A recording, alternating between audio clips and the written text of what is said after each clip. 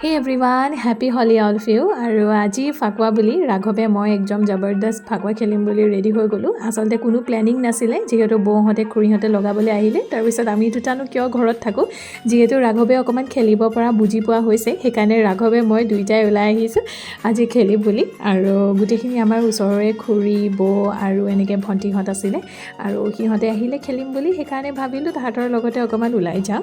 আৰু এয়া আহি পাই আমাৰ ওচৰৰে এখন দোকান, তাতে একদম জবৰদস্ত ফাকুৱা চলি আছে আৰু সকলোৱে আড্ডা মাৰি আছোঁ আমি, আৰু সেইকাৰণে ভাবিলোঁ ভিডিঅ'টো বনাই আপোনালোকৰ লগত শ্বেয়াৰ কৰোঁ।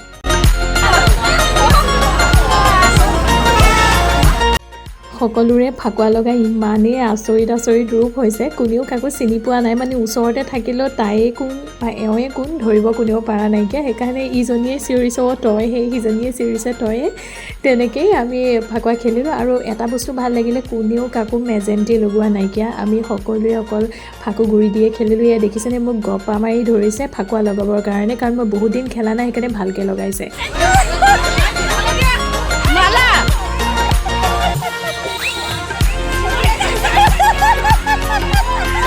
এফালে আকৌ একদম পানী মাৰি চলি আছে। আজি মানে ফুল জছত সকলোৱে ফাকু খেলি আছে। আচলতে আমাৰ এইখিনিত তেনেকেই খেলে, সেইকাৰণে বহুত বেছি ভাল লাগে।